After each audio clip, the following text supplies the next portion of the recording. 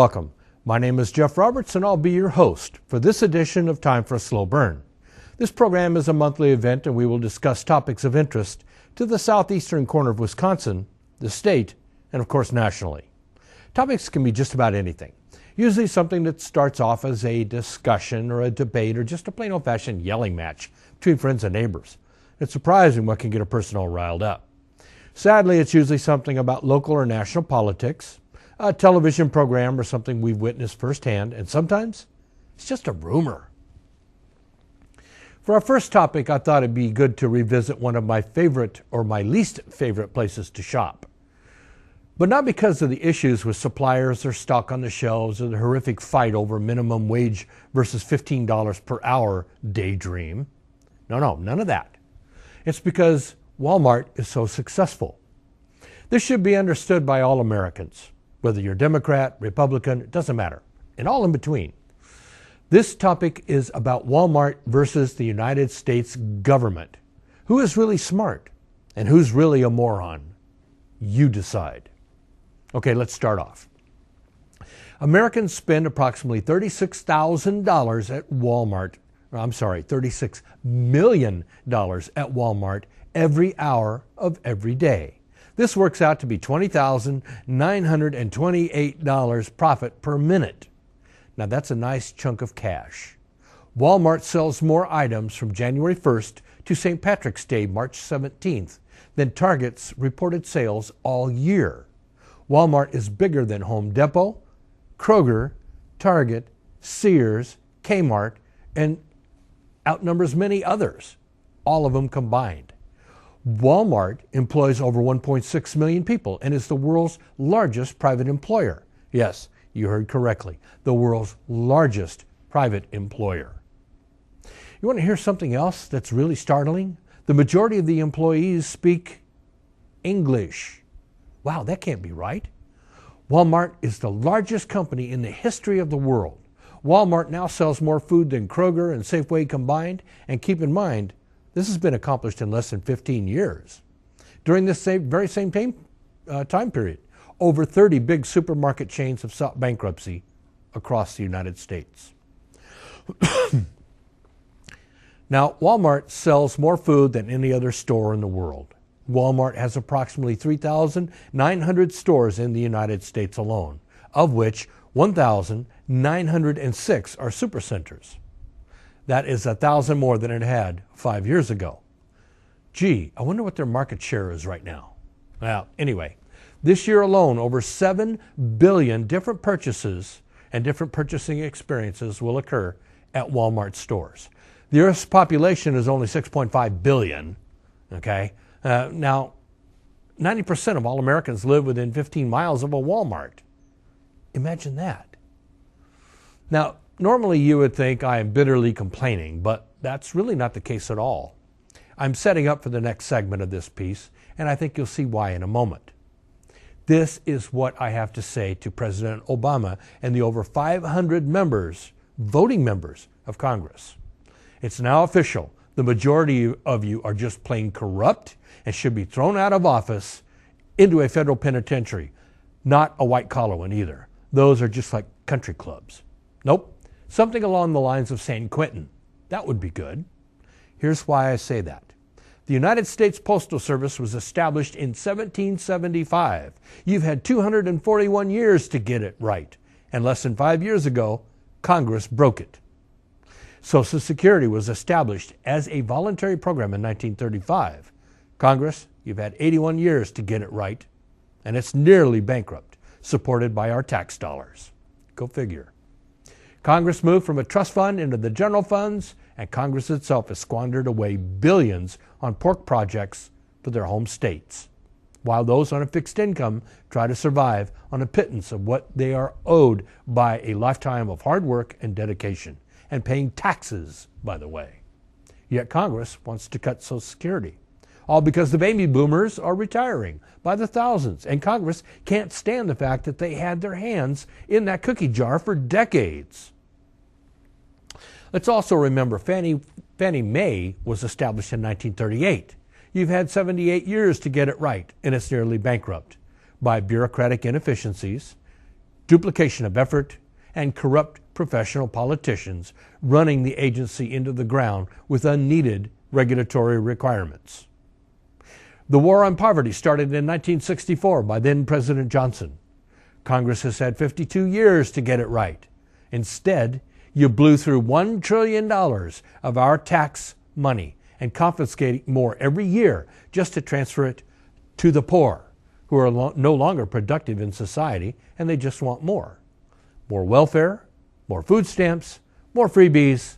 We just can't afford it. Not anymore. See a trend here? I do. Medicare and Medicaid was established in 1965. Congress, you've had 51 years to get it right. And once again, both are nearly bankrupt. Freddie Mac was established in 1970. You've had 46 years to get that one right. And it's closely following its cousin, Fannie Mae, into bankruptcy. The Department of Energy was established in 1977. This was done to lessen the horrible dependence on foreign oil we Americans have suffered through. It has ballooned to over 16,000 employees with a budget of $24 billion each year. Congress has had 39 years to get it right, and it's still an abysmal failure.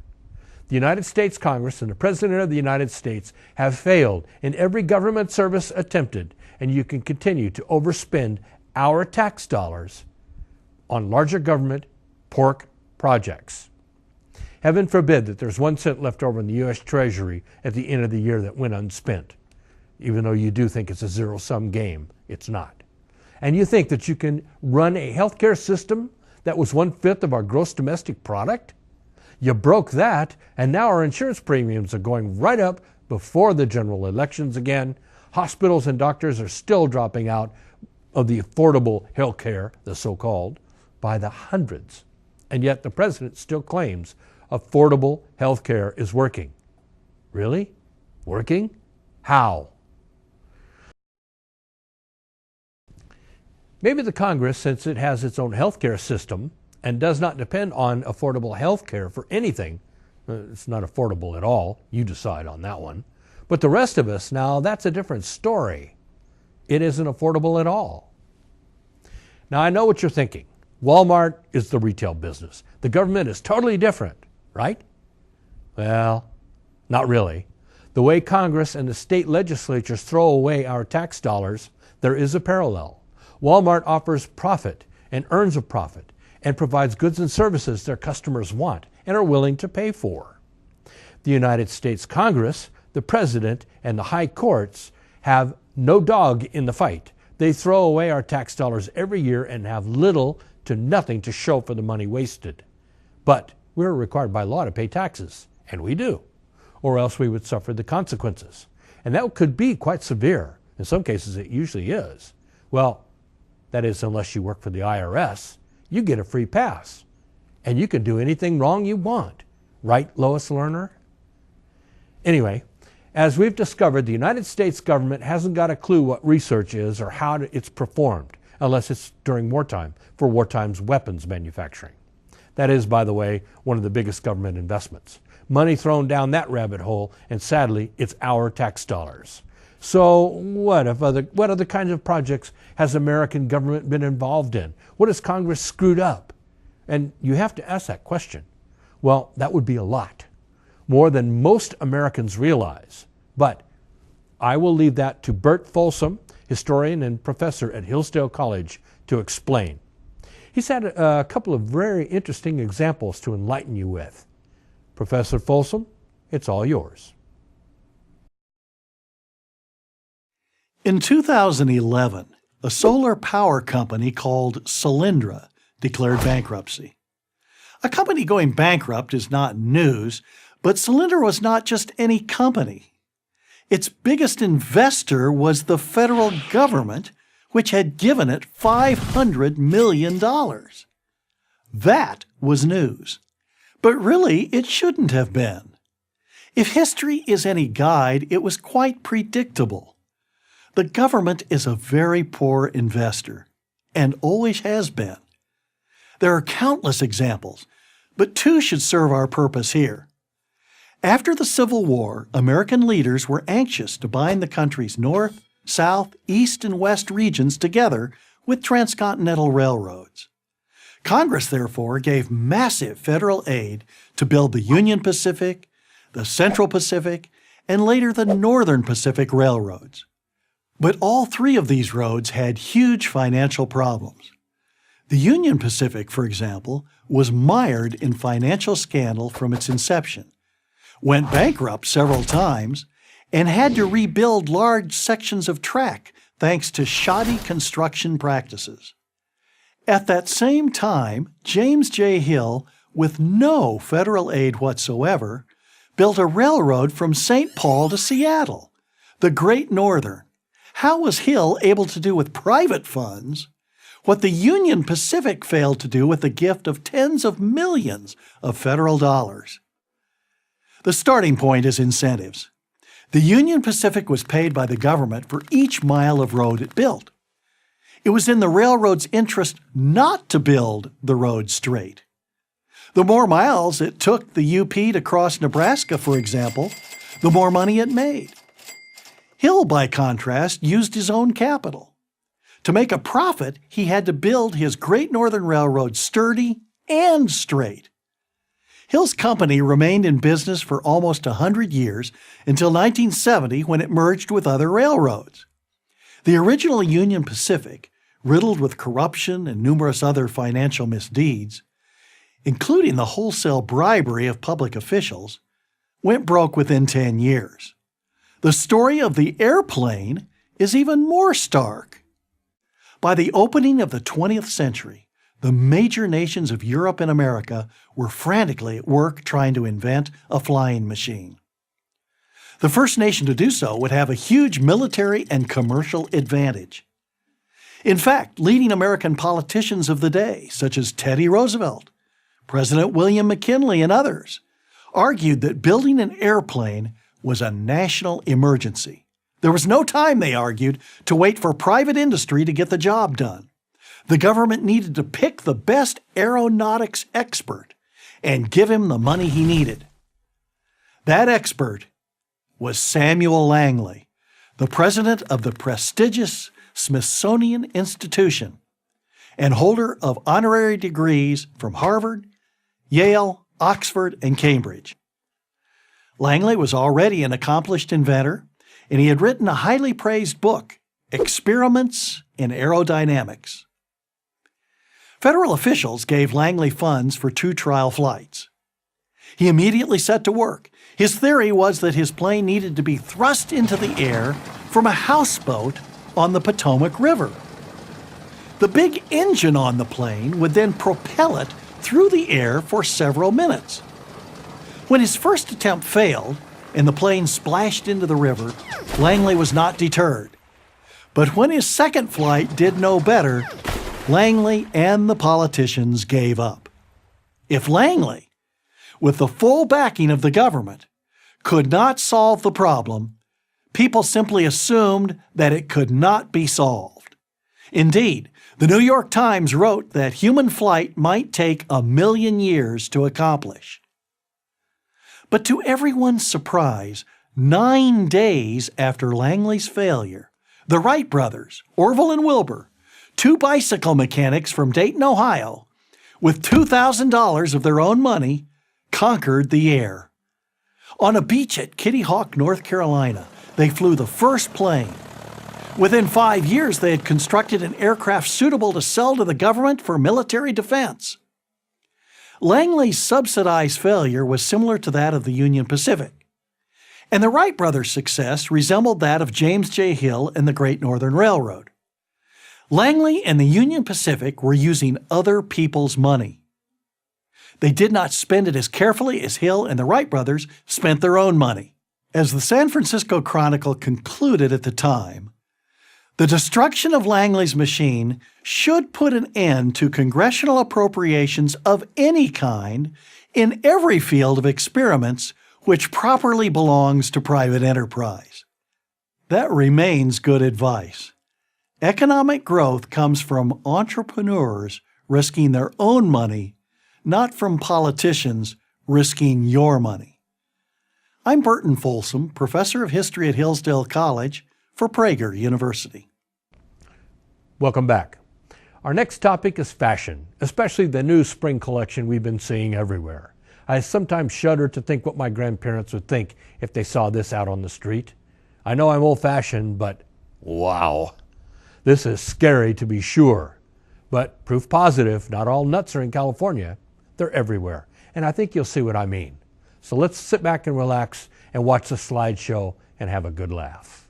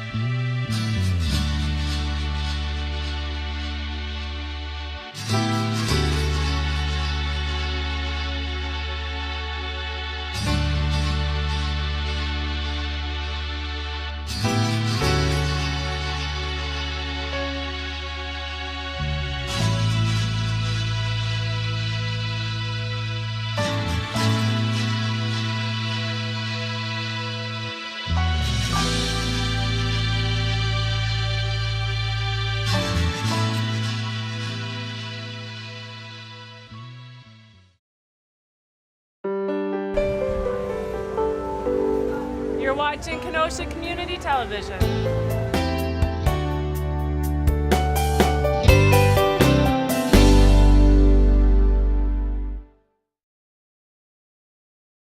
Are you camera shy but would like to get behind the scenes of the fun-filled world of television production? Then Kenosha TV just might be the place for you. Every week, your friends and neighbors on Kenosha TV create new programs. We always need people like you to help direct the shows, man the cameras, tweak the audio, and have a great time in producing programming for Kenosha viewers. No experience is necessary. Kenosha TV provides the training and equipment for you. For more information, give us a call or go to our website. Welcome back. Our next topic was sent to me by a friend who happens to be hiding in the control room. We have no idea who wrote this op-ed, but wow, does it ever hit home.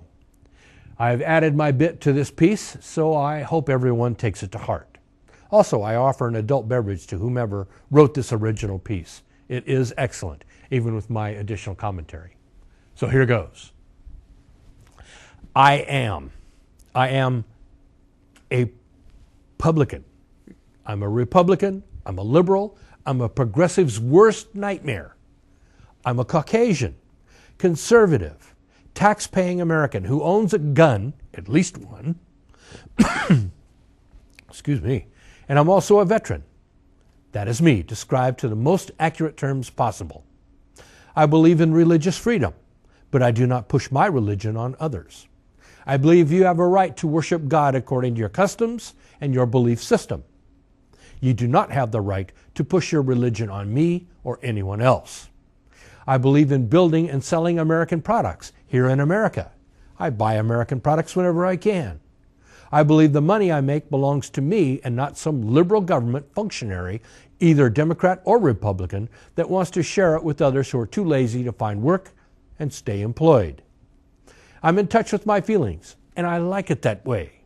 I do not need to share my feelings with a therapist who will blacklist me because I talk to him or her and give me a label that means I am a danger to myself and others because I'm a veteran. I think owning a gun, one or more, does not make you a killer. It makes you a smart, cautious American.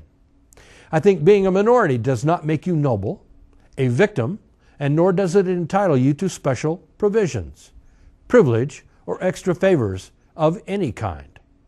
Being a minority does not entitle you to extra anything or anything that you have not worked for and have not earned on your own. I believe you are selling all sorts of goods and services in America. I believe we have to do that. You should be speaking our language. That is English, not Spanish, French, German, Russian, or any other language for that matter. English is a legal language, and everyone for over 200 years learned to speak English when they arrived on our shore to take up residence. Now, I do not hate the rich, I do not hate the poor, and I do not pity them either. We have come from different backgrounds, different religions, different economic status, different origins, and we can overcome almost any of those obstacles if we, that is, you and I, try. Because there are certain truths to be considered, and here are just a few of them. I know that professional wrestling is fake, and it's on TV, so we know it's fake. So are the Kardashians and the rest of the genre of that TV reality show mold. I do not waste my time on watching such crap or arguing about it with my friends. Funny thing is, they know it's crap too. Imagine that. I've never owned a slave, nor have any of my distant relatives. I've never burned a cross in anyone's yard or burned any witches at the stake, nor have any of my distant relatives. So why do we hear that rubbish on TV? Why are all the contemporary Caucasians are to blame for the state of slavery in America over 300 years ago? We didn't start it. Someone else did. We fixed it. Move on. I believe that if you do not like the way things are here in America, then you are free to go back to your ancestral roots and move back to your home country or wherever your family came from. Do not bash America for all the ills you perceive. If your homeland was so great, why did your family leave? Stop trying to change America into another socialist piss pot with abject poverty everywhere and infrastructure that looks like your homeland did in the late 19th century. Or in the case of about half of Africa, it still technically hasn't gotten out of the 18th century. If you were born here in America and dislike what you see, you're free to go anywhere else in the world and live there, if they will have you. It's time for America to do some house cleaning, starting with the federal, then state governments. Remove the career politicians and their minions from office and power. Give America back to its citizens. Throw out the lobbyists and all the career politicians with them. Also, have you ever wondered which church Jesse Jackson preaches at? Where the hell is it? Where in the world does he get his money and resources to do what he does without paying taxes? Can I get an amen for that one? I also believe that the police have the right and it's their duty to pull you over and detain you when you break the law. You broke the law, you will be tried and punished according to the laws of the land. Not ignoring the laws just because you're a minority or because it's inconvenient to you personally. The law is the law. Obey the law or go to jail, no matter what color your skin is.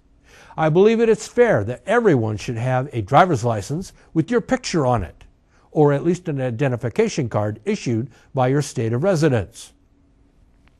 You should have to show your driver's license or ID card when conducting any sort of business transactions, writing a check, using a credit card, or purchasing goods and services, and for voting.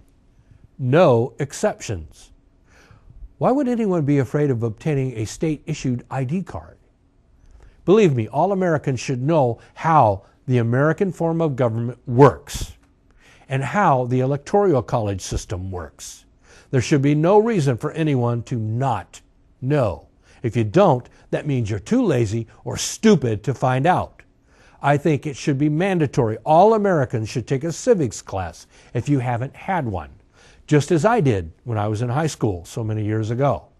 Otherwise, you end up with a bunch of brain jackasses in the White House or in Congress because it was the fashionable thing to do, not because of their qualifications, even though they had zero experience in doing anything or never had a real job in their life. Just remember, our current president was a community organizer. Whatever the hell that was. What did he organize? If it was in Chicago, wow, did those people get ripped off? I believe it does not take a village to raise a child. I believe it takes a woman who gave birth to the child and a father of the child to own up to his emotional and financial responsibilities. You made them, you raise them. I believe illegal is still illegal, despite what the liberal bleeding heart activists and lawyers say and think. We have laws. Follow them, not the ones that make you popular come election time. My family arrived in America in the 1850s from Ireland and Germany. My ancestors fought in every war since the Spanish-American War until Vietnam. And that's very true of my family. My ancestors did not die for the Mexican, Chinese, Russian, Japanese, German, French, or any other flag from any other country. They were Americans. They wore the military uniform of the United States, and so did I. For 20 years, I wore the uniform of the United States Army, so I have a vested interest in what happens here at home. I want my country to return to its values and how it has economically prospered for over 238 past years. I'm sick and tired of hearing how America is not exceptional. If you don't think so, then leave. Go back to your homeland or that of your ancestors and see what kind of living you can make there. I personally do not want America to slip back into the Depression because of our out-of-control government spending and a lack of foreign and domestic policies. If this offends any illegal aliens, too bad. My country. You want to be in my country? You want to make it yours? Then get your citizenship and stop stealing freebies that cost me my taxpayer dollars. Incidents in Texas and California showcase the attitudes of illegals and liberals who want everyone else to give more, not themselves. Here's why I say that. In Texas, a high school raised the Mexican flag on the school flagpole. Some American students took it down because it wasn't the American flag, and they were promptly expelled for it. In California, students were sent home because they wore an American flag t-shirt on Cinco de Mayo. We have bent over to please American haters long enough. America has a long history of protecting and fighting the wars of others, and they turned their backs on us as soon as it was convenient. That's not being racist. It's not being a bigot. It's just being truthful. Get over it. If you don't like America and the American way of life, then go home and live there. Just don't ask America to fight your wars and then burn our flag for propaganda purposes on TV because you're a scum. You are welcome to immigrate to America, just like my great-great-grandparents did back in the 1800s. But you must follow the laws on immigration to do so. Get a sponsor, learn the language, live by our laws, get a job and be productive in our society, pay your taxes, zero Social Security until you've paid Social Security taxes like the rest of us. Well, except Congress and the President. They freeload off their own retirement system with full pay and benefits. They don't have to worry about Social Security. So it's time to wake up, America, before it's too late and we lose our national identity, trying to be politically correct in all things. Well, that's it for another edition of Time for a Slow Burn. Tune in next time for topics of interest that tend to burn your hide. Thanks for watching. Bye for now.